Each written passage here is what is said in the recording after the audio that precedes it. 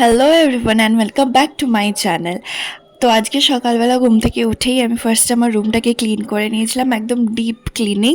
Bedsheet পাল্টে সব dusting wasting করে একদম রুমটাকে সুন্দর করে সাজিয়ে গুছিয়ে রেডি করে নিয়েছিলাম। তারপরে আমার কাজ হয়ে যাওয়ার পরে মা ব্রেকফাস্ট দিয়ে দিয়েছিল, ঝাল ঝাল একদম ভেজিসে ভরা একটা দারুণ ম্যাগি না চাউমিন টাইপ, যেটা খেতে খুবই টেস্টি হয়েছিল।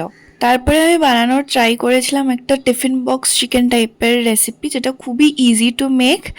তারপরে রেডি হয়ে আমি বেরিয়ে গেছিলাম জুডিও যাবো বলে। সো ফাইনালি আমি এখানে জুডিও পৌঁছে গেছি, আর ওখানে গিয়ে ফার্স্টেই আমি ওদের জুয়েলারি কালেকশনটা দেখেছিলাম, যেটা আমার ফার্স্টের দিকে খুবই ভালো লেগেছিলো। তারপরে কি হয়েছে সেটা বলছি। তো এখানে আমার শপিং ডান।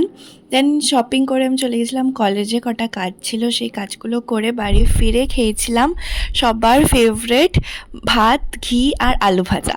তো এবারে বলি, আমি আমার নেকলেসগুলো লাস্টে আর কেন ভালো লাগেনি, বিকজ একটা ইউজের পর এগুলো পুরো ব্ল্যাক হয়ে গেছে। আমি জাস্ট একটা ইউজ করেছি এখান থেকে এখনও অবধি, অ্যান্ড পুরো ব্ল্যাক হয়ে গেছে জাস্ট উইদিন ওয়ান ইউজ। জানি না এটা সবার সাথেই হয় কিনা, বাট আমি তো আর এটা রেকমেন্ড করব না।